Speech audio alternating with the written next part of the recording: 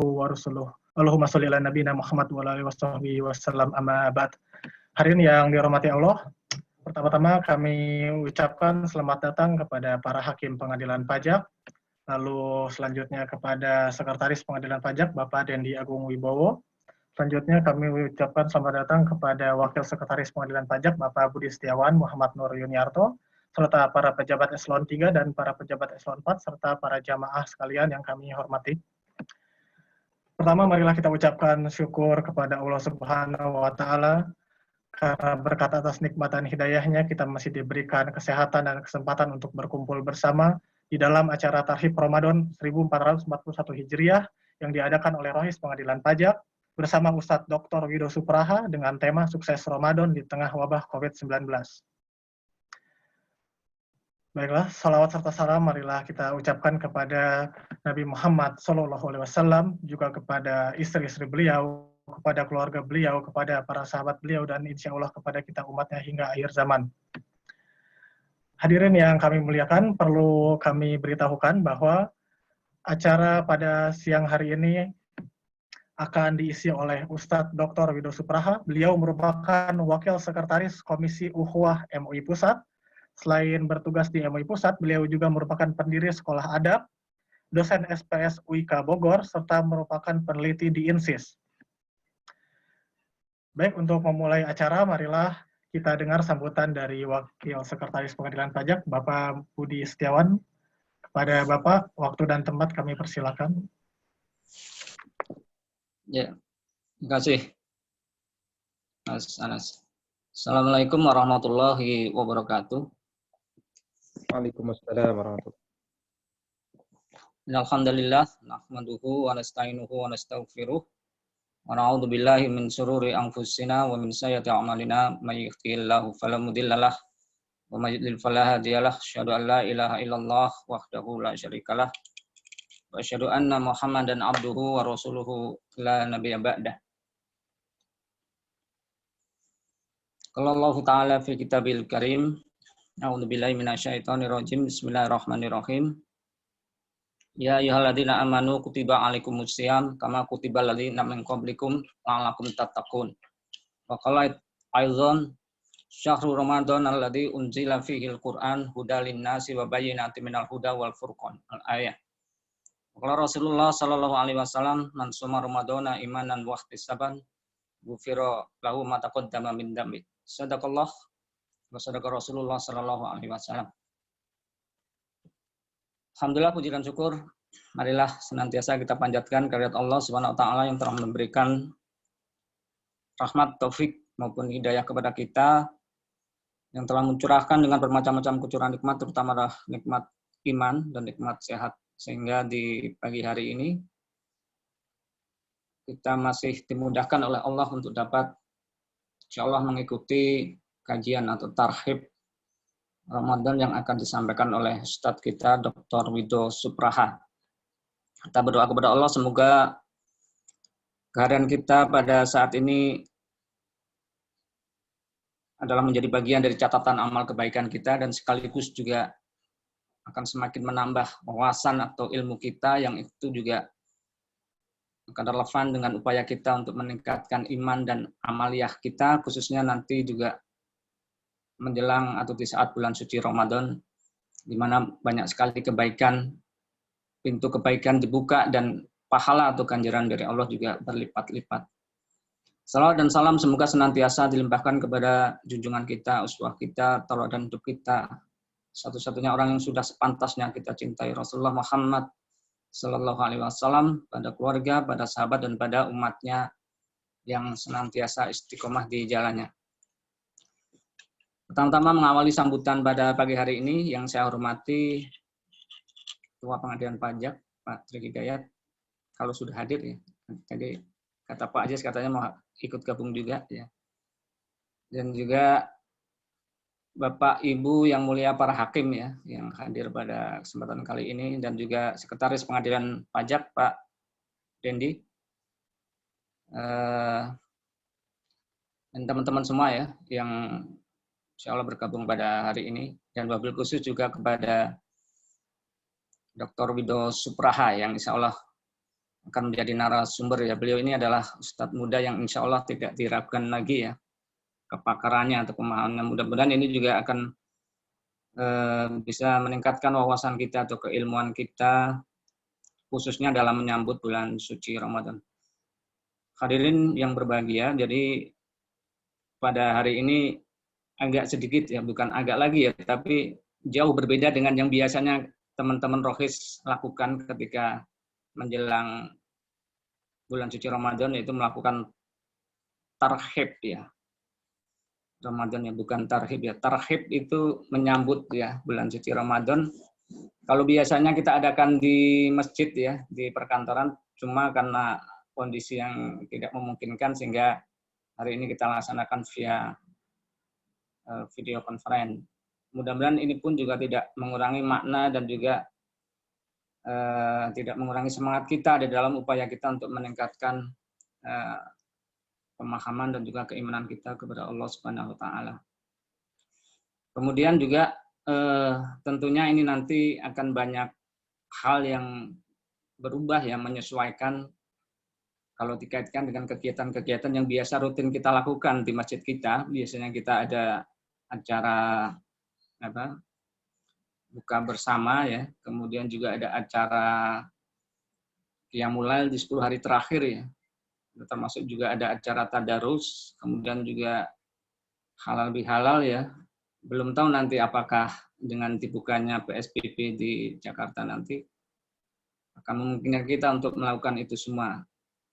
Namun terlepas dari itu, tetap pada hari ini itu adalah bagian dari rangkaian persiapan kita di dalam kita menyambut bulan suci Ramadan. Ya. Mudah-mudahan saya berharap kita semua juga bisa mempersiapkan, baik itu terkait dengan ilmu kita, ya, pemahaman kita, kemudian juga fisik kita, mental kita, di dalam nanti kita menjalankan ibadah suci di bulan suci Ramadan. Dan ya harapannya juga nanti teman-teman silakan kalau ada pertanyaan atau hal-hal yang kurang jelas bisa ditanyakan kepada Ustadz kita, Dr. Wido Supraha. Karena memang puasa kali ini nampaknya akan jauh sekali berbeda kalau biasanya kan kita dianjurkan, disunahkan untuk berkerumun ya, melakukan sholat berjamaah bersama-sama, kemudian juga semuanya dilakukan bersama-sama, tapi sekarang kan kebalikannya. Kita juga, meskipun ini juga sebetulnya sunnah juga kalau kita belajar dari sirah Rasulullah itu untuk ketika wabah, kita juga dianjurkan untuk mengisolasi.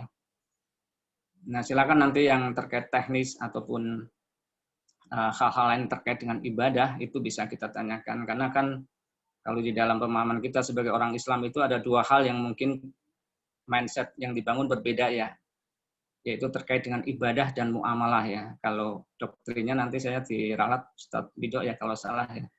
Jadi doktrinnya kalau ibadah itu adalah semuanya haram ya, kecuali yang diwajibkan atau yang dicontohkan oleh Allah dalam Quran dan juga Rasulullah dalam sunnahnya. Tapi kalau muamalah kebalikannya semua dibolehkan kecuali yang diharamkan. Ya. Jadi ini kan tentunya juga kita harus berhati-hati di dalam ibadah itu, jangan sampai kemudian kita terjebak dalam hal-hal yang sebetulnya memang tidak diajarkan atau tidak disunnahkan, tapi karena didorong oleh semangat, namun karena minimnya ilmu sehingga itu menjadi sesuatu yang keliru. Ya, mudah-mudahan ini juga menjadi bagian dari upaya kita untuk meningkatkan ilmu kita. Yang terakhir dari kita juga saya mengajak teman-teman semua, Bapak Ibu hadirin semua, termasuk diri saya pribadi, marilah dalam setiap aktivitas kita bisa selalu introspeksi diri dan selalu berusaha untuk mengecek apakah setiap amalan kita itu meningkatkan satu dari tiga hal, yaitu yang pertama adalah apakah aktivitas kita itu meningkatkan ilmu kita, yang kedua meningkatkan iman kita, dan yang ketiga adalah meningkatkan amaliyah kita. Ya, jadi insya Allah kalau kita selalu berusaha untuk menanyakan itu, dan ini kan saat yang tepat ya, banyak kita dikasih waktu me time, waktu untuk bermuhasabah sendiri untuk mengevaluasi itu semua. Kalau memang ada yang belum benar atau kurang, mudah-mudahan kita bisa meluruskan dan Allah menjadikan kita termasuk orang-orang yang mudah untuk melakukan kebaikan dan kita bisa mengakhiri hidup kita ini dalam keadaan yang husnul khatimah. Baik Bapak Ibu hadirin yang berbahagia, saya kira itu saja mungkin sedikit sambutan. Sekali lagi saya mengucapkan jazakumullah khairan katsira. Terima kasih banyak ini kepada Ustadz Dr. Wido Supraha yang sudah berkenan di sela-sela kesibukannya untuk bisa memberikan tausiah kepada kita. Mudah-mudahan ini bermanfaat dan Allah memberikan balasan yang lebih baik lagi. Kurang lebihnya, mohon maaf. Al-haqqu min rabbik, fala takunanna minal muntarin. Wabillahi taufiq wal hidayah. Wassalamualaikum warahmatullahi wabarakatuh. Waalaikumsalam warahmatullahi wabarakatuh. Terima kasih kepada Bapak Wakil Sekretaris Pengadilan Pajak, Bapak Budi Setiawan Muhammad Nur Yuniarto.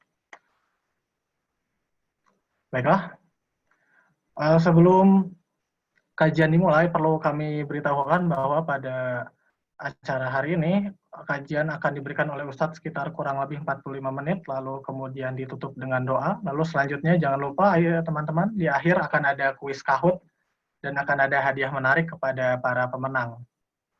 Baiklah, kepada Ustadz, waktu dan tempat kami persilakan. Tafadhol masykurun. Bismillahirrahmanirrahim. Uhayyikum jami'an bitahiyyatil islamil khalidah wa tahiyyatul islami salam. Assalamualaikum warahmatullahi wabarakatuh. Suara saya dapat didengar dengan baik, moderator? Terdengar, Ustaz. Baik. Alhamdulillahi rabbil alamin wa bihi nasta'inu ala umurid dunya wad din. Asyhadu an la ilaha illallah wa asyhadu anna Muhammad Rasulullah. Allahumma fasalli wa sallim wa barik ala sayyidina Muhammad sayyidil mursalin wa ala alihi wa sahbihi ajma'in, amma ba'du. Pertama-tama yang kami hormati Bapak Wakil Sekretaris Pengadilan Pajak, Bapak Budi Setiawan. Mudah-mudahan Allah senantiasa menjaga beliau. Berikutnya yang kami muliakan dan kami banggakan para hakim Pengadilan Pajak, Bapak dan Ibu yang berkenan menyempatkan waktunya untuk bersama-sama saling tawassaw bil haqqi wa tawassaw bis sabr. Begitu juga saudara moderator dan hadirin lainnya yang saya tidak dapat sebutkan namanya satu persatu. Alhamdulillahirabbil alamin. Hari ini kita berada di bulan Sya'ban, ya, 1441 Hijriyah.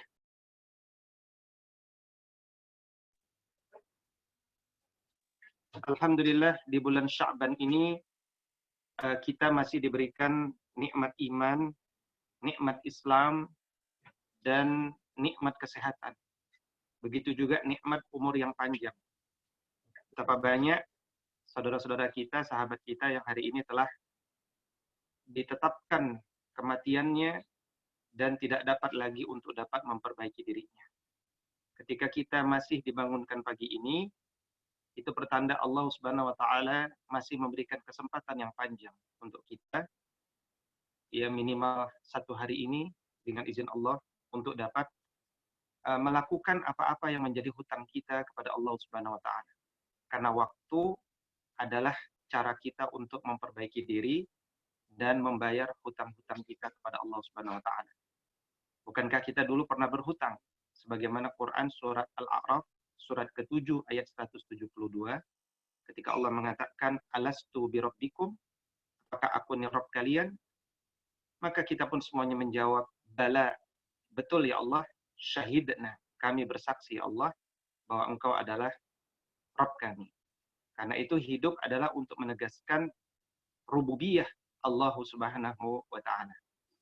Bapak Ibu yang saya muliakan karena Allah Subhanahu wa taala, Sya'ban itu secara bahasa bermakna kelompok-kelompok kabilah yang biasanya dalam satu sejarah keluar di bulan Sya'ban ini untuk mencari sumber-sumber air agar ketika bulan Ramadan terpenuhi persediaan air. Ya. Nah, hari ini alhamdulillah kita berada di negeri yang melimpah airnya. Jadi air tidak lagi isu bagi kita. Tetapi guru-guru kita mengatakan bahwa knowledge is the water of our life. Ya, ilmu adalah air bagi kehidupan kita. Karena itu para ulama banyak sekali menuliskan sindirannya bahwa orang yang hidup tapi tidak memiliki ilmu sehingga tidak beramal di atas ilmu, orang itu sejatinya telah mati. Karena itu kemudian beragama itu menghidupkan jiwa dan dinilai sebagai sosok yang hidup. Adanya tidak sama dengan tiadanya. Nah, Bapak Ibu, bulan Ramadan itu secara bahasa bermakna romat, membakar, panas. Secara majazi, mudah-mudahan Ramadan hadir akan membakar dosa-dosa manusia. Kata Nabi SAW, al-jum'ah ilal jum'ah, wa ramadhanu ila ramadhan, mukaffiratu bainahunna majtunibatil kabair. Jumat ke Jumat, Ramadan ke Ramadan, kalau masing-masing momen itu kita sukseskan, maka dia akan menghapuskan dosa-dosa kita. Dan jangan lagi berbuat dosa-dosa besar. Ya. Nah, bulan Ramadan ini insya Allah akan datang Bapak Ibu. Ya, suka tidak suka, siap tidak siap, sebagaimana iradah Allah yang telah ditetapkan 50.000 tahun sebelum Allah ciptakan langit dan bumi ini, Ramadan itu tetap akan datang. Dia menjadi tamu yang layak untuk kita muliakan. Ya, persoalannya bukan datangnya Ramadan itu, tapi bagaimana cara kita mengoptimalkan dan memanfaatkan kehadiran bulan Ramadan itu untuk kebaikan kita, sehingga terbakarlah seluruh dosa-dosa kita, dan kembalilah kita kepada Allah dalam kondisi bersih, laksana baru keluar dari rahim ibu kita. Nah, Bapak Ibu yang saya muliakan karena Allah Subhanahu wa taala, ya tentu perbincangan tentang Ramadan ini perbincangan yang sering dilakukan setiap tahunnya. Karena itu saya tidak akan terlalu banyak berbicara dengan hal-hal yang mungkin sudah biasa. Namun saya akan mengambil prinsip-prinsip kunci saja di tengah waktu yang terbatas ini. Prinsip-prinsip kunci yang dapat kita jadikan pegangan untuk menjadi lebih maksimal di dalam bulan Ramadan ini. Tentunya memang itulah tujuan beragama itu, bukan sekedar menghafal teks, tapi memiliki high order thinking capability, kemampuan untuk berpikir tinggi terkait tentang apa ya maksud-maksud besar daripada syariat Allah Subhanahu wa taala ini. Ya. Kalau kita singgung sedikit karena di judulnya kan ada COVID-19 ini ya. Sedikit kita mencoba memahami ya. Kenapa sih sampai bulan Sya'ban ini bahkan diperkirakan ya sampai akhir Ramadan kita akan menikmati Ramadan ini bersama ujian Allah ini, wabah epidemi. Ya, bahkan bukan ingin menakuti Bapak Ibu, kalau bangsa ini tidak disiplin, sangat boleh jadi dia akan berketerusan hingga 22 bulan Bapak Ibu. Ya, makanya ini sangat bergantung dengan kedisiplinan kita. Saya pribadi juga ditarik menjadi Satgas COVID-19 di MUI Pusat. Kita buat bagi-bagi tugas, ya, ada yang edukasi, kerjasama lembaga, ya, distribusi, pengumpulan, dan seterusnya. Termasuk acara tadi malam, Zikir Nasional, itu bagian daripada kerjasama kelembagaan kita, agar menghadirkan ya apa yang dapat kita lakukan untuk menguatkan kedisiplinan bangsa ini. COVID-19 bukan ta'un. COVID-19 bukan tanda akhir zaman. Tapi COVID-19 ini ya dia adalah epidemi yang memang dalam sejarah manusia ini ya sesuai kehendak Allah secara berkala Allah hadirkan itu. Dia bukan sesuatu yang baru bagi agama kita. Di masa Khalifah Umar telah terjadi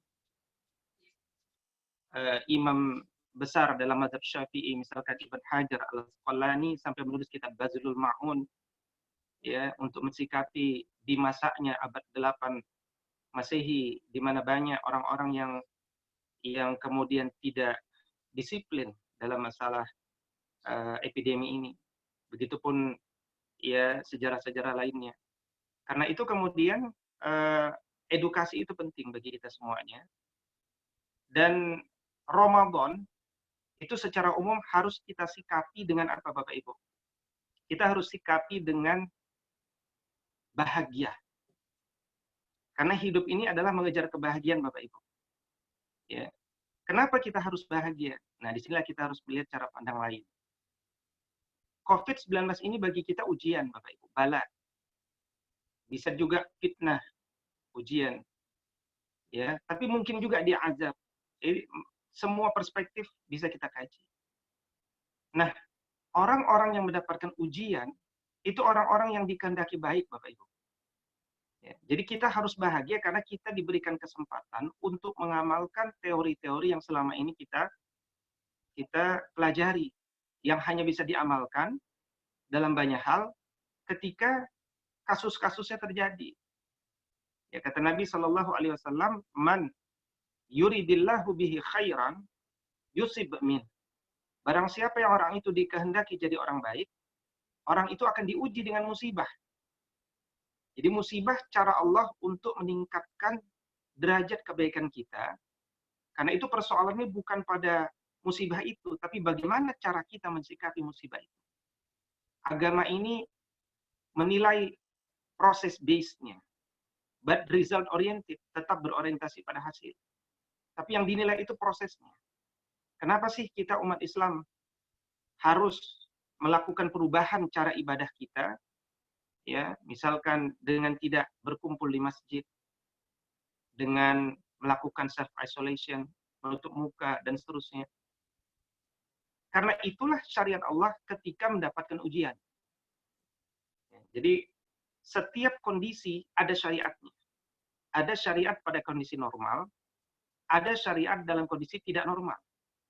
Dan kondisi tidak normal yang merupakan uzur syar'i, yang merupakan sesuatu yang datang juga dari Allah Subhanahu wa taala. Maka cara kita mensikapinya juga adalah sebagaimana Allah mengajarkan kita.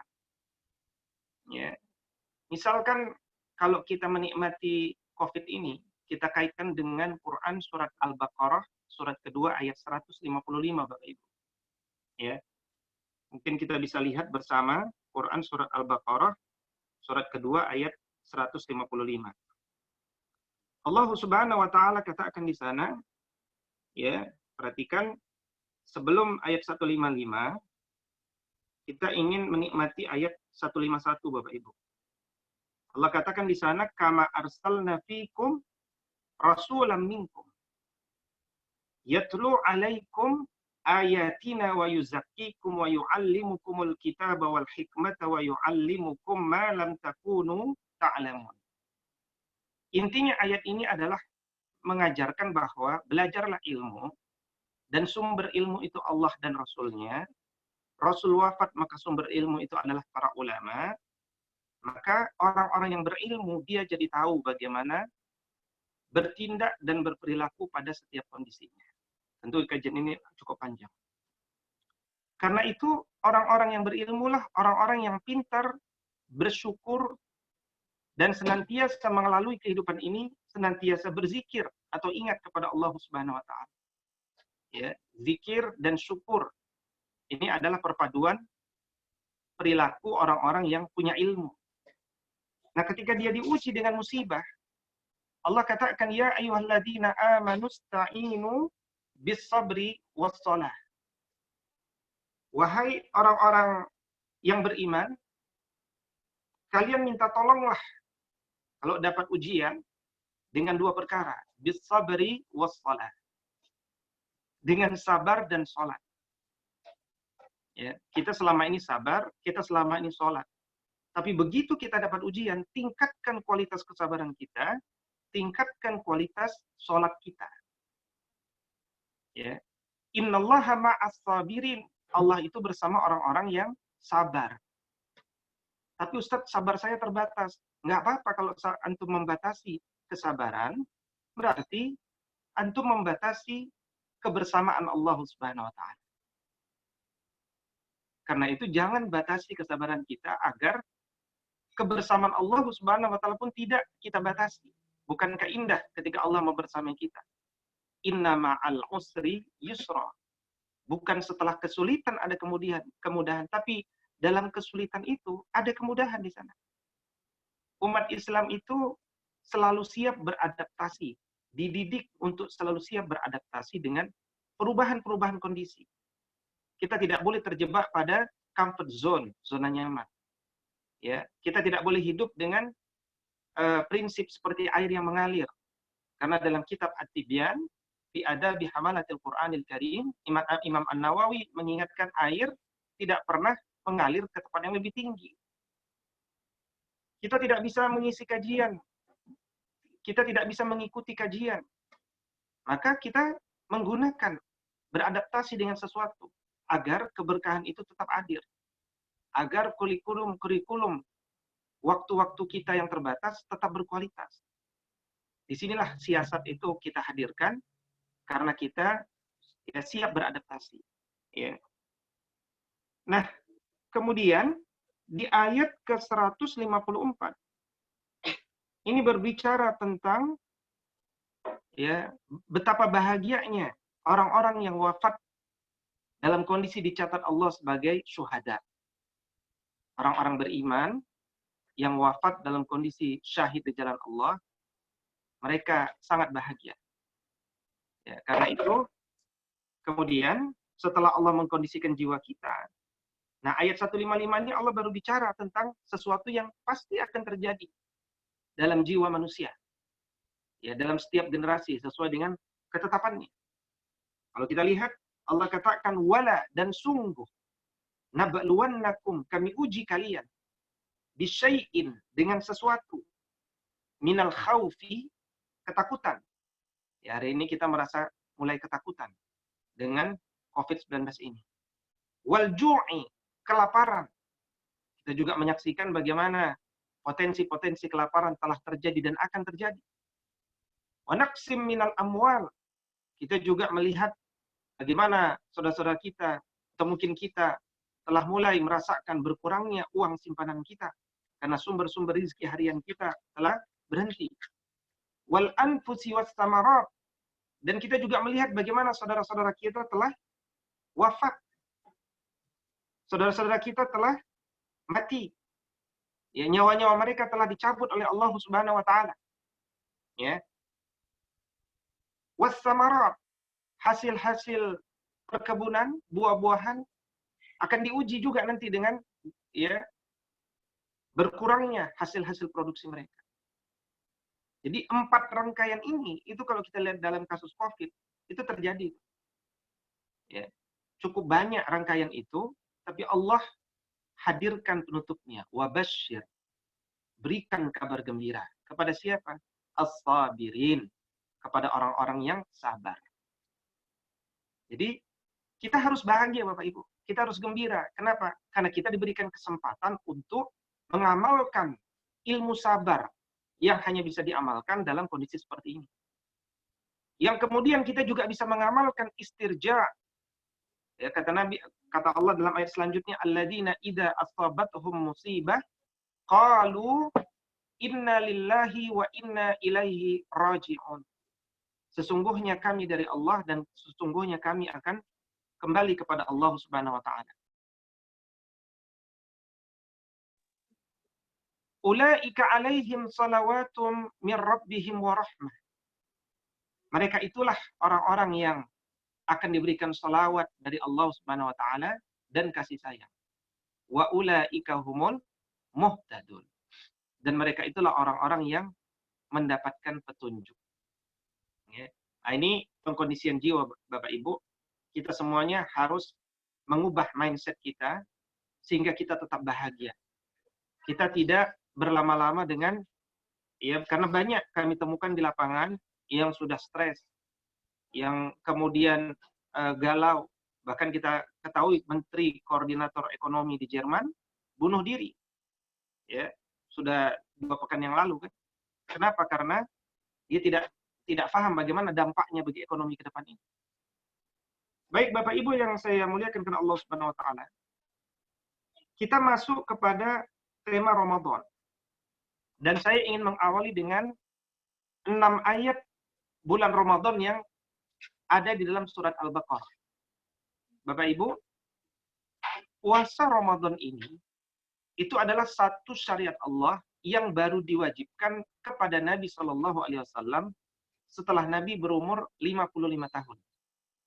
Ya, artinya setelah 15 tahun dakwah Nabi, syariat ini diberikan. Ya. Nah, Bapak Ibu semuanya, turunnya surat-surat dalam Al-Quran itu terbagi pada fase Makkiyah dan Madaniyah. Yaitu fase sebelum hijrah dan fase sesudah hijrah. Fase Makkiyah itu isi ayatnya beda dengan fase Madaniyah. Ya, secara umum. Surat Makkiyah itu isinya adalah pembelajaran tentang iman, konsep tentang Tuhan, tentang agama, tentang manusia, adab, ilmu, dunia, rizki, bahagia, kebenaran, kebaikan, keadilan, akhirat. Itu pengkajian selama 13 tahun. Ketika seseorang itu telah berubah, dari tadinya takut menjadi berani, dari tadinya mudah putus asa menjadi termotivasi, jadi dari tadinya tidak pernah merasa tenang menjadi itmi'nan. Itu yang disebut beriman, Bapak Ibu. Dan orang-orang yang telah itmi'nan tenang, maka rawat ketenangan itu, dan kita mudah-mudahan dipanggil oleh Allah Subhanahu wa taala dengan panggilan malaikat sebagaimana ayat keempat terakhir dari surat Al-Fajr, ya ayyatuhan nafsul mutmainnah, wahai jiwa-jiwa yang tenang, irji'i ila rabbiki radiyatan mardiyah, kembalilah kepada Allah dalam kondisi ridha dan diridhai oleh Allah Subhanahu wa taala. Baik Bapak Ibu yang saya muliakan karena Allah Subhanahu wa taala. Kalau kita perhatikan sedikit lagi. Jadi setelah orang itu beriman, ya, setelah orang itu menikmati iman, menjadi tenang jiwanya, barulah kemudian Allah turunkan surat-surat Madaniyah yang isinya secara umum perintah-perintah dan syariat yang terus terang itu beban, tapi ringan bagi orang-orang yang telah mengenal Allah Subhanahu wa taala. Nah, itulah rahasia kenapa Nabi baru dibimbing membangun masjid umur 53, ekonomi syariah umur 54, politik umur 55, ya, umur 54, kemudian puasa umur 55, ya, jihad mulai umur 55, umroh umur 58 pertama, umroh kedua umur 59, umroh pertama umur 59, umroh kedua umur 60, umroh ketiga umur 61. Umroh keempat berbarengan dengan haji pertama Nabi, yaitu umur 62 tahun. Ya. Karena perintah-perintah ini berat bagi orang yang belum kenal Allah. Tapi dikejar dan dicari bagi orang yang ingin mengekspresikan cintanya kepada Allah Subhanahu wa taala yang telah dia kenali zatnya, hakikatnya, ya. Maka kemudian Bapak Ibu, termasuk surat Al-Baqarah ini adalah surat yang berisi perintah. Surat-surat Madaniyah, ya. Nah, perbincangan tentang Ramadan itu dimulai dari ayat 183 Bapak Ibu. Ya, perbincangan ini dimulai dari ayat 183. Ya, 183.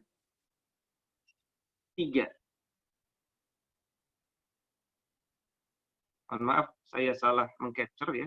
Kita lihat ayatnya saja, kita lihat suratnya saja, ya. Baik. Perhatikan di sini masing-masing bisa melihat dari Al-Qur'annya. Allah Subhanahu wa taala katakan, ya, saya tidak sedang mengkaji ayat ini karena cukup panjang, saya cuma ingin mengambil intisarinya. Ayat 183 ini bicara target Bapak Ibu. Ya, target prestasi kita untuk Ramadan apa? Menjadi orang-orang yang bertakwa. Ya, target kita menjadi orang-orang bertakwa. Kemudian ayat 184 ini bicara tegakkan kedisiplinan. Ya. Adab itu Bapak Ibu bermakna disiplin.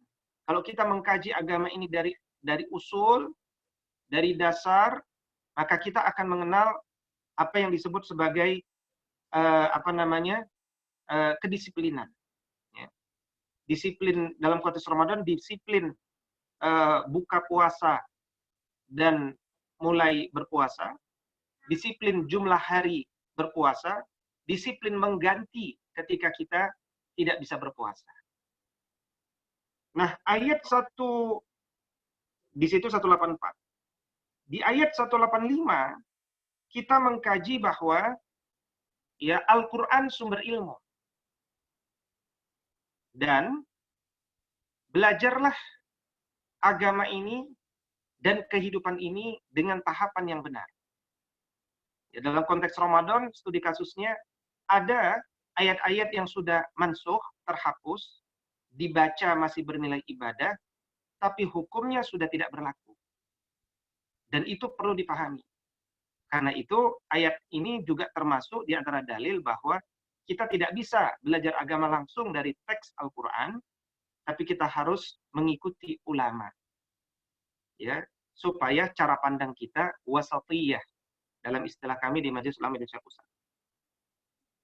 Berikutnya ayat 186 mengingatkan kepada kita untuk selalu menghadirkan Allah. Dan Allah itu hadir dalam jiwa kita ketika kita mengangkat kedua tangan kita berdoa.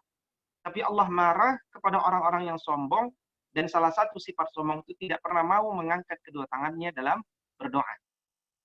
Ya.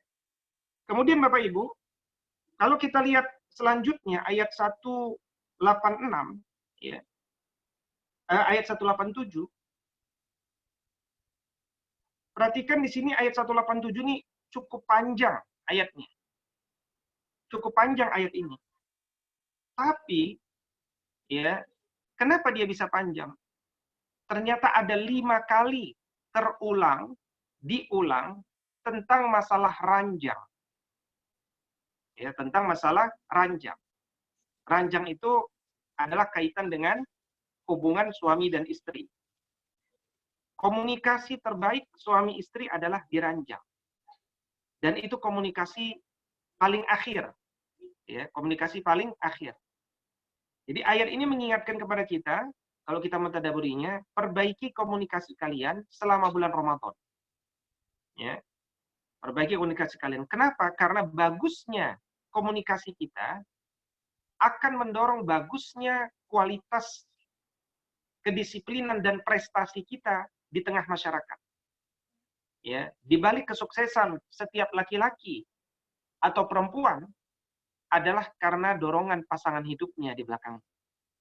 Tetapi di balik kegagalan laki-laki maupun perempuan juga karena ada ya hal-hal yang lain yang menyebabkan dia tidak fokus pada kebaikan. Nah, jadi Bapak Ibu, target kita dalam berpuasa itu adalah menjadi orang bertakwa, dan sampai 187 kita diajarkan tentang tahapan-tahapan untuk mencapai ketakwaan itu. Nah, siapa yang disebut sebagai orang bertakwa, Bapak Ibu? Tentu ciri-cirinya sangat banyak. Tapi yang menarik, rubu ini ditutup dengan ayat 188, yang kalau Bapak Ibu nikmati ayat ini menjelaskan inilah satu contoh para alumnus Ramadan. Yaitu, singkatnya adalah, ya, para alumnus Ramadan itu dia tidak akan mau untuk bekerja sama dengan pengadilan untuk memenangkan satu perkara yang dia tahu persis bahwa dia sebenarnya dalam posisi yang tidak kuat dan posisi yang tidak benar. Tetapi karena koneksi, kemudian dia bisa melakukan kerjasama, ya, kepada siapa? Ilal hukam. Dia bekerja sama kepada para hakim. Litakulu fariqam min amwalin nas. Untuk memakan sebagian daripada harta manusia bil ismi, dengan cara yang tidak legal, dengan dosa. Wa antum ta'lamun, dan kalian tahu bahwa itu salah. Kata Nabi, ma ism, apa itu dosa? Manahaka fi nafsika wa karihta an yattali'a alaihin nas. Kalian sebenarnya berat melakukan itu dan kalian tidak ingin diketahui oleh orang lain. Jadi Masya Allah Bapak Ibu, ketika kita menikmati ayat-ayat Allah Subhanahu wa taala ini, wajarlah kemudian Nabi katakan akhlak kita akan berubah. Semakin lama kita mengkaji agama, muncullah disiplin akal jiwa dan jasad. Nah, this is the meaning of adab menurut Syed Muhammad Naqib Al-Attas. Discipline of mind, soul, and body. Dia menjadi sosok yang akalnya cerdas, jiwanya qalbun salim, jasadnya kuat. Nah, ini target orang belajar agama ini. Nah, kedisiplinan itulah Bapak Ibu yang kemudian ingin kita bawa juga dalam konteks Ramadan yang berkah dan optimal Bapak Ibu. Ya. Jadi baru kita kembali kepada slide kita Bapak Ibu. Ya. Waktu kita tinggal 10 menit. Saya akan sampaikan dengan ringkas. Pertama, disiplinlah ya jiwa kita. Maksudnya apa? Kalau kita punya ilmu tadi bahagia Bapak Ibu. Ya Allah, barik lana fi Sya'ban wa ballighna Ramadan. Berkahi kami di bulan Sya'ban ini, ya Allah sampaikan umur kami di bulan Ramadan. Perbincangan tentang COVID, ya, dia tetap kami pantau bagaimana perkembangan di negara, di dunia dan seterusnya. Tapi itu sangat tidak akan menghalangi kami untuk dapat mengoptimalkan dan tidak mensia-siakan kesempatan yang tidak datang setiap bulan ini, yaitu bulan Ramadan. Makanya banyak Bapak Ibu yang sudah mempersiapkan Ramadan ini 6 bulan sebelumnya. Jasadnya, akalnya, kolbunya. Ya. Marhaban ya Ramadan, selamat datang wahai Ramadan. Begitu datang bulan Ramadan, bahagia betul dia, sujud syukur dia ketika masuk maghrib itu. Dan Nabi katakan, bacalah doa ketika engkau melihat hilal. Dengan doa Allahu Akbar, Allah Maha Besar. Allahumma, ya Allah, ahillahu alaina. Jadikanlah hilal itu bagi kami. Bil amni wal iman. Membawa keamanan dan menambah keimanan. Wassalamati wal Islam. Membawa keselamatan dan kebagusan agama kami. Wat taufiq, dan membawa taufik. Lima tuhibbu wa tarda. Yang membimbing kami pada apa yang engkau cintai dan engkau ridhoi. Rabbuna, Rabb kami, wa Rabbuka, dan Tuhanmu, wahai bulan. Dialah Allah, lafzun jalalah. Allah yang namanya, dia yang menetapkan. Dan begitu juga cara melafazkannya, hakikatnya, dan cara beribadah kepadanya. Nah Bapak Ibu yang saya muliakan karena Allah Subhanahu wa Ta'ala, orang yang punya iman dengan demikian, dia akan tahu bahagia yang sejati. Karena itulah kata bahagia dalam Al-Quran, as-sa'adah cuman ada di satu surat. Dia bisa bahagia karena dia telah ditunjuki dengan Al-Quran, minaz zulumati ilan nur, dari kegelapan ke dalam jalan cahaya. Dan an-nur menggunakan kata tunggal, singular. Ya, menunjukkan jalan cahaya cuma satu. Dia bahagia karena dia telah menetapi kebenaran. Dan Allah menggunakan kata kebenaran juga dengan kata tunggal. Famadza ba'dal haqqi illa dhalal. Apalagi sesudah kebenaran yang satu kecuali kesesatan. Karena itu kebahagiaan akan diraih ketika kita mengenali kebenaran, bersama kebenaran, yang dia akan membawa kita pada jalan cahaya. Dan inilah as-siratal mustaqim. Jalan yang lurus, jalan yang kalau kita lalui akan membuat kita senantiasa istiqomah. Bahagia, Bapak Ibu, itu syarat produktivitas. Produktivitas akan melahirkan prestatif dan berlomba-lomba dalam melahirkan prestatif. Fastabiqul khairat. Mustahil ada prestasi kalau tidak diawali dengan bahagia. Tidak mungkin kita mendapatkan bahagia yang sejati kalau kita tidak punya iman. Iman, bahagia, produktif, prestatif. Karena itu cerita Ramadan bukan cerita pulang cepat, banyak tidur, ya, kemudian turun produksi. Sejarah mencatat bahkan ketika tahun pertama di bulan Ramadan itu turun syariat pertama kalinya puasa Ramadan, ternyata Nabi dikehendaki Allah di bulan Ramadan, ya, dihadirkan perang Badar Al-Kubra. 313 kaum muslimin yang tidak siap perang harus menghadapi 1000 orang yang siap jihad, siap perang. Dan kita menang. Kenapa? Karena semangat spirit beribadah kepada Allah. Ya. Berikutnya kesuksesan itu pun berulang. Fatu Mekah, penaklukan kota Mekah dengan tanpa berdarah-darah itu di bulan Ramadan. Penaklukan oleh Salahuddin Al-Ayyubi. Begitu juga negara Kesatuan Republik Indonesia ini juga tidak menunggu bulan Syawal ba'da Idul Fitri untuk memproklamirkan kemerdekaan. 9 Ramadan ya, kemerdekaan ini ditetapkan. Karena itu saya ingin mengangkat 3 pelajaran besar Ramadan, Bapak Ibu. Bahagia berprestasi, menikmati kedisiplinan, menyempurnakan tahapan. Sekali lagi, bahagia berprestasi. Karena berprestasi itu harus bahagia. Karena kenapa bahagia? Sama seperti Bapak Ibu kalau prestasi, mengejar prestasi, diberikan hadiah oleh pimpinan, diberikan hadiah yang kita sukai, orang semangat. Makanya kata Allah Subhanahu wa taala dalam sebuah hadis qudsi, kullu amali bani Adam lahu illa shiyam. Semua amal-amal kebaikan kita itu untuk diri kita sendiri, illa shiyam, kecuali puasa. Karena tidak ada orang yang tahu berpuasa kecuali kita sendiri. Fa innahu li wa ana ajzi bi. Allah yang paling tahu dan Allah lah yang akan membalas dengan maksimal. Kita harus bahagia Bapak Ibu. Yang kedua, kita harus disiplin Bapak Ibu, dan bukan sekedar disiplin, menikmati jadi orang disiplin. Persoalan bangsa ini hari ini adalah banyak yang tidak terbiasa dengan kedisiplinan. Ya. Bayangkan bagaimana ketika pemerintah telah menetapkan ya hal-hal yang wajib dipatuhi ternyata tidak terjadi. Ya. Yang ketiga, menyempurnakan tahapan. Jadi untuk meraih prestasi pasti ada tahapannya Bapak Ibu. Setiap tahapan itu harus kita sempurnakan, bukan sekedar kita lalui. Ya, misalkan Bapak Ibu kuliah S3. Untuk mendapatkan prestasi dalam pengertian lulus S3 ada tahapannya Bapak Ibu. Semester 1, semester 2, semester 3, semester 4. Bukan hanya dilalui, tapi sempurnakan.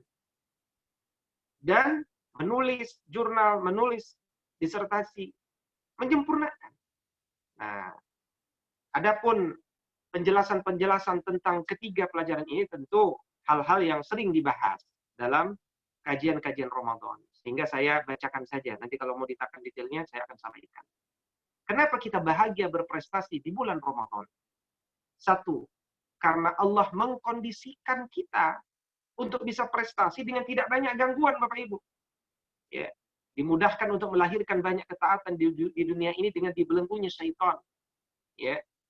Bahkan orang-orang yang ingin menguji kita, Bapak Ibu, dengan menyuap, dia pun akan mikir 2 kali kalau di bulan Ramadan. Ya kan? Jadi kita dikondisikan, dibantu oleh Allah Subhanahu wa taala. Alhamdulillah.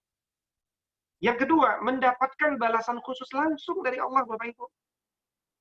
Yang ketiga, dijauhkan dari api neraka selama 70 kharifan. Kata kharifan ini bermakna musim gugur. Kenapa Nabi menggunakan kosakata kharifan? Karena musim gugur itu indah. Ya, kalau udah musim gugur itu lingkungan kelihatan indah. Jadi dijauhkan dari api neraka, jauh. Ya. Dilipat gandakan kebaikan 10 kali hingga 700 dhi'fin, 700 kali lipat, Bapak Ibu. Maksudnya bagaimana? Bapak Ibu bekerja menjadi hakim, masuk ke kantor setiap pagi, pulang dari kantor, ibadah atau tidak? Saya tidak tahu Ustaz, ibadah atau tidak sebenarnya saya jadi hakim. Nah, ada resepnya Bapak Ibu. Ayat pertama dari surat Al-Baqarah itu, ayat pertama daripada tertib Al-Quran adalah 19 huruf Bapak Ibu. Bismillahirrahmanirrahim. Jadi kalau Bapak Ibu ingin menguji pekerjaan Bapak Ibu hari ini adalah kebaikan atau tidak, ya, langkah pertama adalah setiap masuk ke kantor Bapak baca basmalah. Cocok tidak membaca basmalah?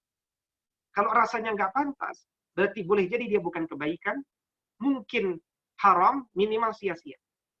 Tapi kalau cocok, Bismillahirrahmanirrahim, berarti dia kebaikan, Bapak Ibu. Ketika selesai bekerja di hari itu, cocok nggak kita mengucapkan Alhamdulillahirabbil alamin? Karena setiap yang diawali dengan basmalah pasti akan turun keberkahan. Kata Nabi, orang itu terus diberikan keberkahan. Dan setiap yang diawali dengan basmalah pasti bisa diakhiri dengan hamdallah. Dan pasti bisa diperkaya dengan tasbih, tahmid, tahlil, takbir. Jadi tanpa kita menyentuh wilayah fikih, Ya, hati kita yang bersih sudah bisa punya instrumen dasar dari 19 huruf itu. Ya, sebagian ulama mengingatkan ini ada korelasi dengan 19 malaikat zabaniyah yang diangkat dalam surat Al-Mudatsir ayat 30, alaiha tis'ata asyar. Artinya kalau Bapak Ibu selalu beramal dengan pilihan amal yang bisa disebutkan 19 huruf itu di dalamnya, maka Bapak Ibu tidak akan bertemu dengan malaikat zabaniyah yang 19 orang itu, insya Allah. Dan setiap amal kebaikan Bapak Ibu produktif sekali di luar bulan Ramadan. Di bulan Ramadan Bapak Ibu dilipat gandakan 10 kali, bahkan bisa 700 kali. Makanya bahagia Bapak Ibu, produktif di bulan Ramadan. Ya, kalau mungkin di luar bulan Ramadan hanya bisa menyelesaikan 2 kasus misalkan per orang, ya, sekarang mungkin bisa 10 kasus Bapak Ibu. Masya Allah. Ya, semakin banyak kasus diselesaikan kan berarti semakin bergerak roda perekonomian negara ini, semakin banyak orang yang dimudahkan, dan semakin banyak potensi Bapak Ibu didoakan kebaikan oleh manusia yang Bapak Ibu tidak ketahui dia sedang berdoa. Yang kelima Bapak Ibu, orang-orang yang berpuasa itu dimasukkan nanti di pintu khusus namanya Babur Rayyan. Wa man kana min ahli siyam du'iya min Babir Rayyan. Ar-Rayyan berasal dari kata arri, yaitu dahaga. Jadi hilang dahaganya ketika masuk pintu itu dan tidak akan pernah haus selamanya. Ini spesial bagi orang-orang yang berpuasa. Yang keenam, Bapak Ibu dikasih tiket kesempatan untuk meraih Lailatul Qadar. Yang ketujuh, Bapak Ibu, dan inilah yang paling bahagia itu adalah ketika kita nanti bertemu Allah dan membanggakan ibadah puasa kita yang memang layak dibanggakan karena tidak ada manusia yang tahu Bapak Ibu puasa kecuali Allah. Ya, kata Nabi sallallahu alaihi wasallam, idza laqiya rabbahu fariha bisawmi. Nanti kalau dia ketemu Rabbnya dia bahagia dengan puasanya, ya. Yang kedua Bapak Ibu, nikmati kedisiplinan Bapak Ibu. Singkatnya satu, terbiasalah Bapak Ibu sahur di akhir waktu agar lebih kuat dalam melahirkan amal sepanjang hari. Dua, berbukalah segera pada waktunya supaya Bapak Ibu selalu berada dalam kebaikan. Semakin lama Bapak Ibu berpuasa dengan sengaja, tidak dapat kebaikan, malah berpotensi mendapatkan dosa Bapak Ibu. Yang ketiga, jagalah lisan Bapak Ibu dari kalimat buruk dan pertengkaran. Wala yarfus wala yaskhab. Disiplin Bapak Ibu. Kalau diajak bertengkar, bilang, ini shaimun, saya puasa. Yang keempat, Bapak Ibu kalau wudu, selama ini istinsyar, kumur-kumur, boleh tetap melakukan itu, tapi disiplin Bapak Ibu, kata Nabi, jangan berlebihan. Ya, sesuai batasnya saja. Nah yang terakhir Bapak Ibu, kita tidak sedang bicara sah atau tidak sah di slide ini, tapi bicara menyempurnakan. Ya, ada 9 yang saya nasihatkan untuk diri saya pribadi dan kita semuanya untuk menyempurnakan tahapan ini. Pertama, kita harus lihat Ramadan itu ada 30 hari. Karena itu tidak usah terlalu bersemangat, tapi juga jangan terlalu meremehkan, tengah-tengah. Puncaknya itu ada di 10 hari terakhir Bapak Ibu. Itu impian kita. Tapi tiketnya ada di 20 hari pertama. Yang di poin ketiga dijelaskan, siangnya dia soma, malamnya dia qoma. Siangnya dia puasa, malamnya dia berdiri. Dan di siang hari itu bukan saja puasa, dia melakukan variasi-variasi amal. Ya. Tapi ketika masuk 10 hari terakhir, amal yang telah dia mulai tetap dilakukan, ditambah dengan mencari malam Lailatul Qadar. Man qama Lailatul Qadri imanan wa ihtisaban, ghufira lahu ma taqaddama min dzanbi. Yang keempat Bapak Ibu, sahur itu bukan sekedar waktu makan Bapak Ibu. Ayat dalam Al-Qur'an justru mengatakan wabil asharihum yastaghfirun. Dan di waktu-waktu sahur hendaknya kalian istighfar. Istighfar itu muhasabah Bapak Ibu. Istighfar itu sedih, menangis Bapak Ibu. Karena itu ketika kita di waktu sahur, saran saya jangan setel televisi Bapak Ibu. Karena televisi itu kadang mengubah waktu dari yang tadinya bersedih menjadi waktu gembira, tertawa, dan melupakan muhasabah Bapak Ibu. Allah kondisikan keluarga kita untuk dapat memanfaatkan semaksimal mungkin. Dan ada satu waktu di sepertiga akhir malam itu, yang kalau kita berdoa pasti dikabulkan Allah. Berikutnya yang kelima Bapak Ibu, di luar bulan Ramadan, Nabi dan para sahabat punya standar produktivitas. Tapi ketika bulan Ramadan, Nabi meningkatkan lagi di atas standar yang sudah melebihi jauh para sahabat, dia tambahkan lagi ajwan. Ya. Terutama karena dorongan ketika bulan Ramadan itu Nabi dimurojaah hafalan Qur'annya oleh malaikat Jibril langsung. Karena itu bagus Bapak Ibu, ada murojaah harian, ada murojaah bulanan dalam konteks hafalan Al-Qur'an, tapi ada murojaah tahunan Bapak Ibu.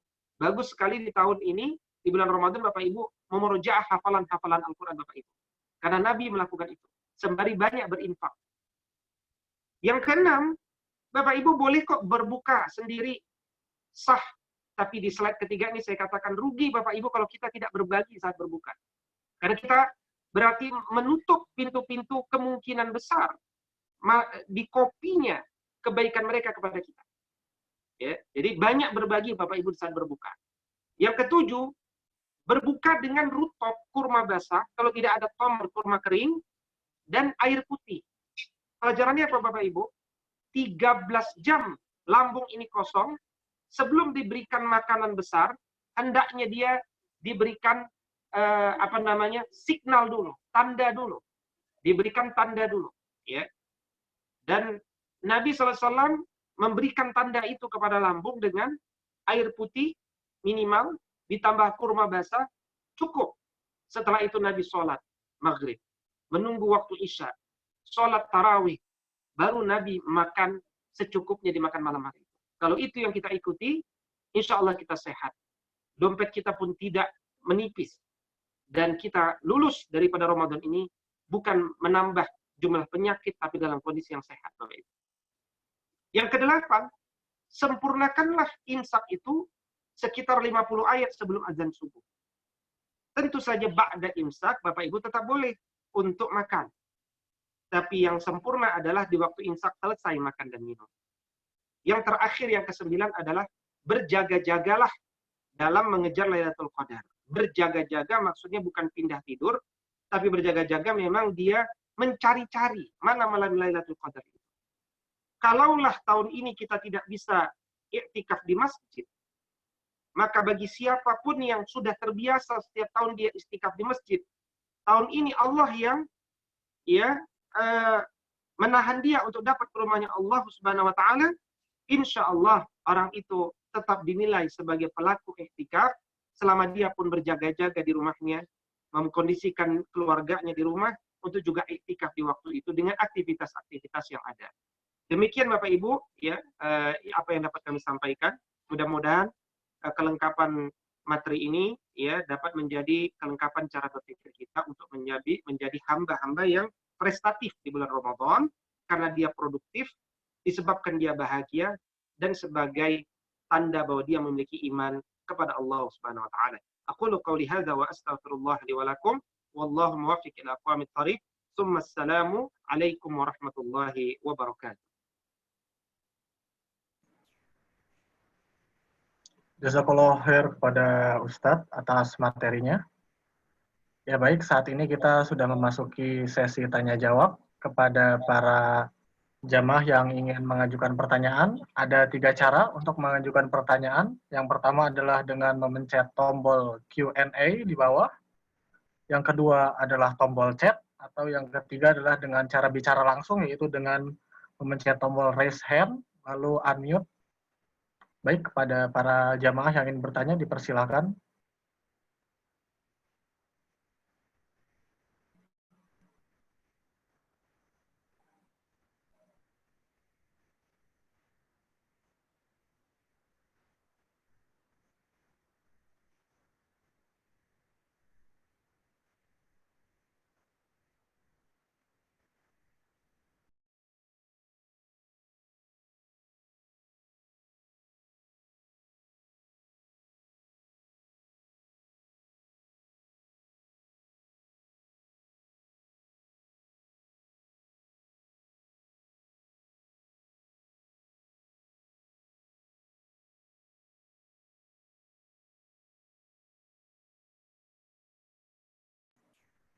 Ya baik, ada satu pertanyaan dari Bapak Yori di sini, Ustadz. Jadi ada satu amalan untuk meraih pahala umroh ya tamah. Apakah di masa COVID hal tersebut dapat dilakukan, sedangkan sholat berjamaah tidak dilakukan di masjid tetapi di rumah bersama keluarga? Pahala umroh yang tamah maksudnya. Ya, kepada Ustadz dipersilahkan. Baik, bismillahirrahmanirrahim. Bapak Yori yang saya doakan mudah-mudahan senantiasa berada dalam kesehatan, kekuatan, dilindungi juga keluarganya daripada ujian yang tidak mampu kita pikul. Sebagaimana tadi terakhir yang saya sampaikan, terdapat konsep dalam agama ini yang dibangun di atas banyak dalil, Bapak Ibu, yaitu fadilah keutamaan bagi orang-orang yang terbiasa melakukan kebaikan. Itulah kenapa Allah pernah menasihati seorang pemuda yang bernama Abdullah bin Abbas radhiyallahu taala anhu. Kata Nabi, ihfazillaha yahfazka. Ihfazillaha tajidhu tujahaka. Jagalah Allah, Allah akan jaga kalian. Ketika kapan? Ketika 5 masa paripurna kita hadir.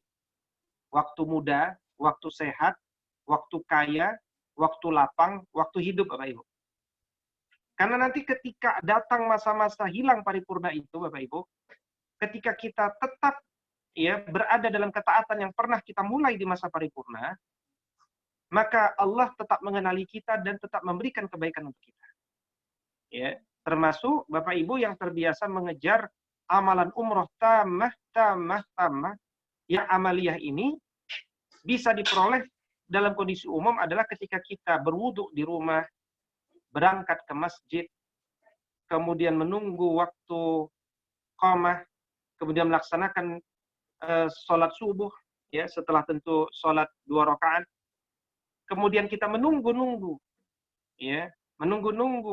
sampai datang waktu syuruk, dan ketika kita sholat di waktu syuruk itu, maka Allah memberikan kemuliaan laksana kita melakukan ibadah umroh tamah secara besarnya pahalanya.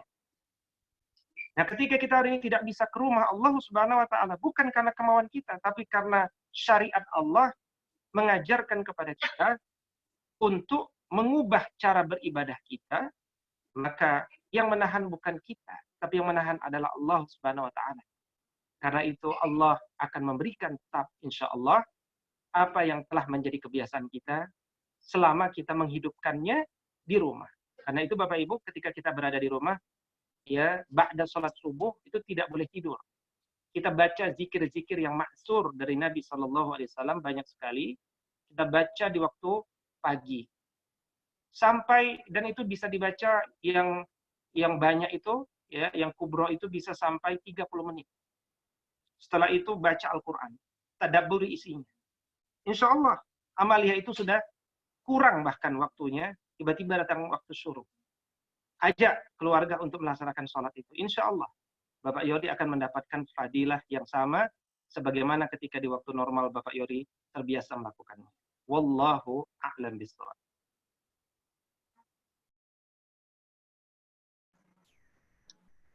Untuk pertanyaan kedua selanjutnya dari Bapak Hari Hartoyo. Assalamualaikum warahmatullahi wabarakatuh. Bagaimana menyikapi ibadah-ibadah yang terkait dengan ibadah Ramadan dan ibadah di dalam masa wabah COVID-19 ini? Mana yang perlu didahulukan atau mana yang dapat dikombinasikan seperti zakat dan membantu fakir miskin yang diakibatkan oleh wabah COVID-19? Terima kasih. Wassalamualaikum warahmatullahi wabarakatuh. Waalaikumsalam warahmatullahi wabarakatuh. Kepada Bapak yang bertanya, alhamdulillah, mudah-mudahan Bapak dan keluarga senantiasa diberikan kesehatan, anak-anak dijadikan saleh dan salihah, dan rezeki pun diluaskan. Rezeki yang luas, Bapak Ibu, adalah ketika kita banyak berbagi. Karena itu, di dalam rubu' yang ke-27 dalam Al-Quran, Allah mengatakan, alladzina yunfiquna fis-sarra'i wad-dharra'i. Kalian jadilah orang-orang yang senang berinfak, bukan saja di waktu punya uang, tapi ketika di masa-masa ketakutan, sedikit uang, kesempitan, Jadi ayat ini mengajak kepada kita untuk beramal justru di waktu yang sempit juga. Ya. Karena itu kemudian ya di waktu sempit ini, apalagi dalam konteks di mana masyarakat ini membutuhkan kita, jangan khawatir Bapak Ibu, keluarkan zakat kita. Pertama karena zakat itu tidak mengenal waktu, dia wajib dikeluarkan, tidak boleh ditahan. Kalau kita menahan zakat, maka kita menahan uang orang dalam rekening kita. Berarti kita menahan dapur orang untuk tetap ngebul dari dan di rekening kita. Itu filsafatnya. Berarti kita menzalimi mereka. Wajar kemudian kita disulitkan oleh Allah Subhanahu wa taala karena kita menahan harta orang lain. Karena itu zakat kita keluarkan. Dan yang disebut zakat itu bukan zakat fitrah ya. Karena zakat fitrah itu adalah zakat yang dikeluarkan untuk menyempurnakan amalan Ramadan. Tapi keluarkanlah zakat penghasilan kita setiap bulan. Zakat emas kita yang sudah setahun. Ya, zakat perniagaan kita dan seterusnya. Itu segera dikeluarkan. Ya. Dan wabil khusus di bulan Ramadan, perbanyak lagi Bu, keluarkan. Perbanyak lagi keluarkan. Karena Nabi pun mengeluarkan itu ajwad, lebih luas. Nah, di luar zakat Bapak Ibu, juga ada infak dan sedekah.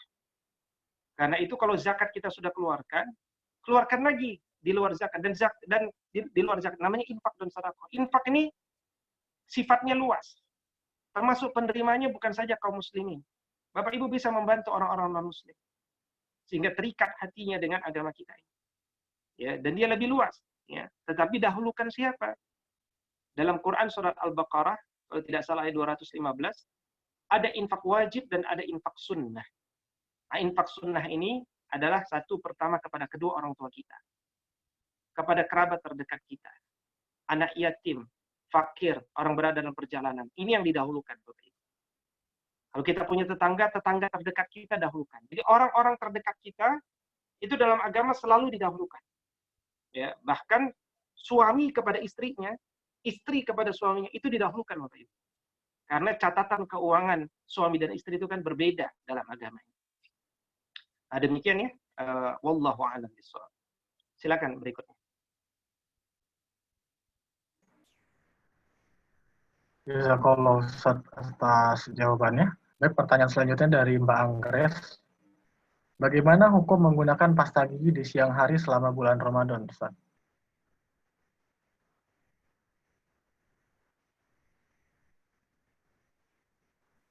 Baik, bismillahirrahmanirrahim. Di dalam mazhab Syafi'i, sebagaimana dituliskan dalam matan Taqrib Abu Syuja Al-Imam Al-Asfahani rahimahullah ta'ala, bahwa ada 10 yang membatalkan puasa.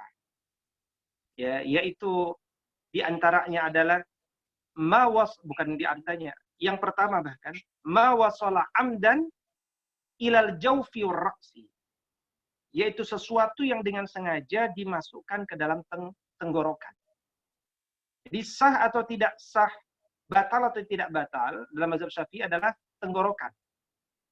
Ya, karena itu kemudian sunnah-sunnah yang biasa dilakukan tidak ada larangan dalam agama. Ya, selama tidak ada larangan dalam agama, maka dia bersifat lanjut.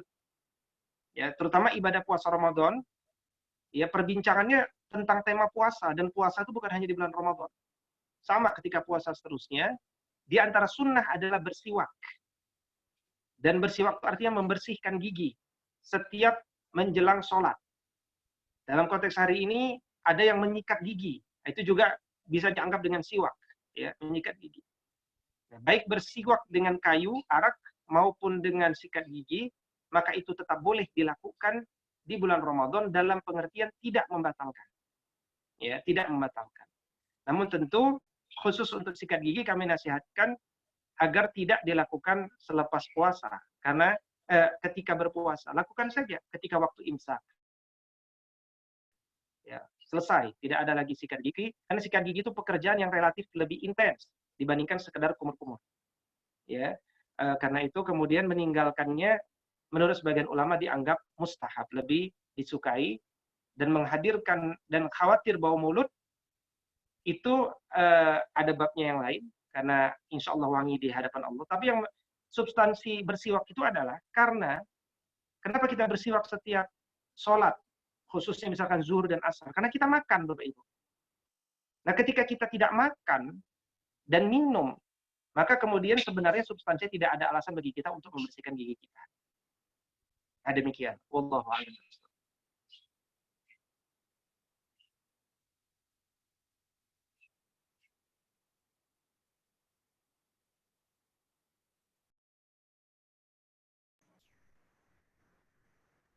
Baik, pada para jamaah, kami rasa mungkin cukup 3 pertanyaan. Izin Ustadz, untuk sesi selanjutnya akan kami adakan kuis Kahoot kepada para peserta. Benar, akan kami tampilkan untuk kuisnya. Sebelumnya, setelah kuis maka akan ditutup oleh doa. Izin Ustadz. Baik, dipersilakan Bapak.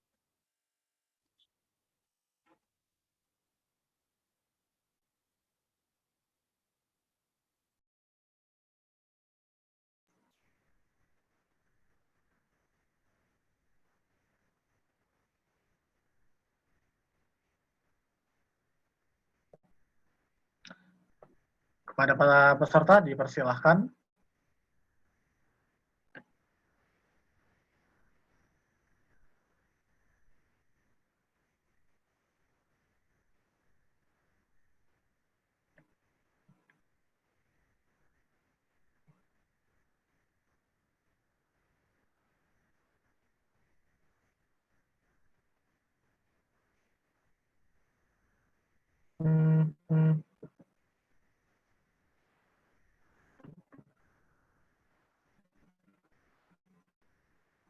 Diberitahukan kepada para peserta caranya adalah dengan masuk ke website kahoot.it.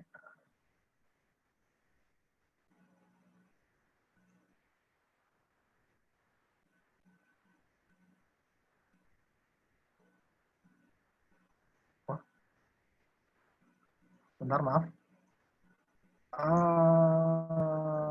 Sebentar.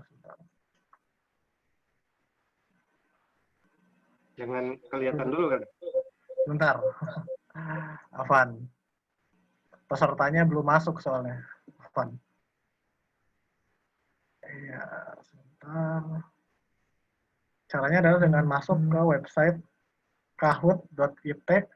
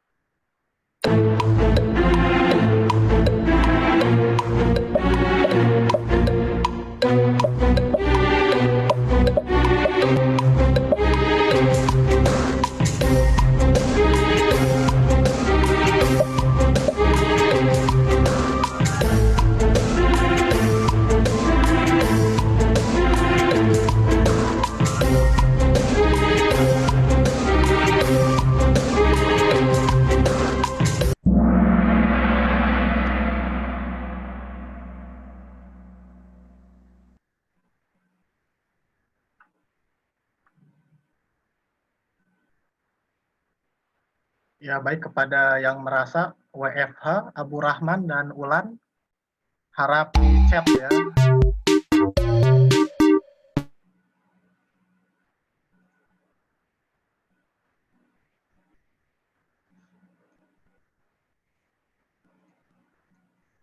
Aduh, gimana nih?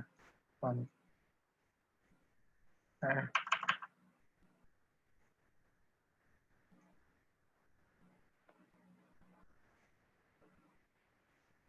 bentar. Aduh.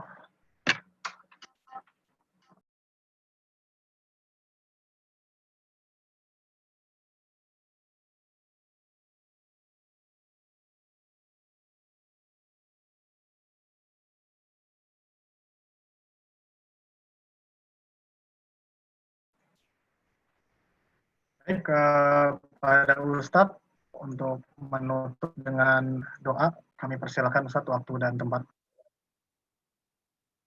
Baik, bismillahirrahmanirrahim. Bapak Ibu semuanya yang saya banggakan dengan Allah Subhanahu wa taala, di waktu Jumat ini marilah sama-sama kita tundukkan hati dan jiwa kita di hadapan Allah Subhanahu wa taala. Kita berdoa mudah-mudahan kita dapat dipanjangkan umurnya hingga sampai bulan Ramadan dan kita dapat dijauhkan dari ujian yang berat, khususnya diangkatnya virus corona ini dari Indonesia khususnya dan seluruh negeri ini pada umumnya, dan terdapat redaksi-redaksi doa yang nanti akan kami bacakan. Kita awali Bapak Ibu dengan bersama-sama, mari kita membaca Al-Fatihah. A'udzu billahi minasyaitonir rajim. Bismillahirrahmanirrahim. Alhamdulillahi rabbil alamin. Ar-Rahmanir Rahim. Maliki yaumiddin. إياك نعبد وإياك نستعين اهدنا الصراط المستقيم صراط الذين أنعمت عليهم غير المغضوب عليهم ولا الضالين آمين. اللهم صل على سيدنا محمد طب القلوب ودوائها وعافية الأبدان وشفائها ونور الأبصار وضيائها وعلى آله وصحبه وسلم تسليما كثيرا. نستغفر الله العظيم إنه كان غفارا فأرسل السماء علينا مدرارا وأمددنا بأموال وبنين واجعل لنا جنات واجعل لنا أنهارا. اللهم رب الناس أذهب الباس واشفيهم واشفينا أنت الشافي لا شفاء إلا شفاؤك شفاء لا يغادر به سقما.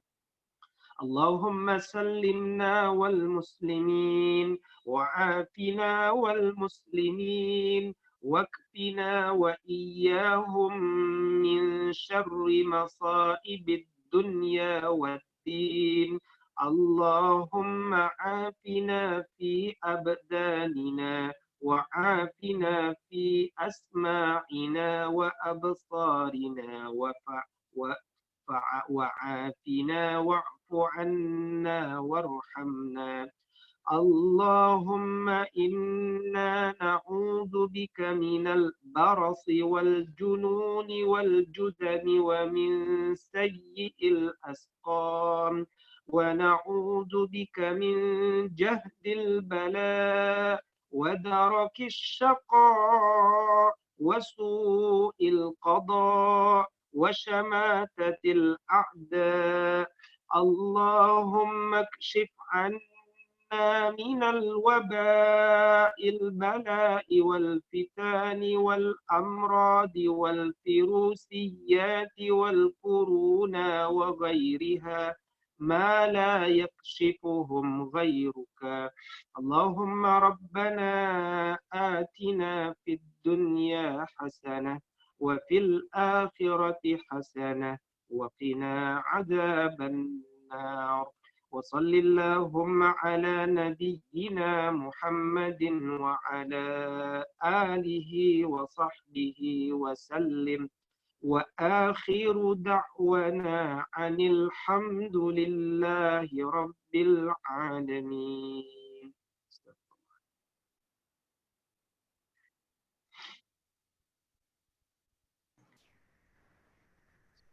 Silakan Bapak. Ya, jazakumullah khairan kepada Ustadz atas materi dan doanya. Semoga kita bisa mendapatkan manfaat dari pemaparan Ustadz ini. Akhir kata, marilah kita tutup kajian ini dengan doa kafaratul majelis. Semoga semua ilmu yang Ustadz sampaikan ini bisa bermanfaat. Kepada Bapak Budi, mungkin ada yang ingin disampaikan terlebih dahulu? Ya, cukup, Mas. Baik. Marilah kita tutup dengan doa kafaratul majelis. Subhanakallahumma wa bihamdika asyhadu an la ilaha illa anta astaghfiruka wa atubu ilaik. Wassalamualaikum warahmatullahi wabarakatuh. Waalaikumsalam warahmatullahi wabarakatuh.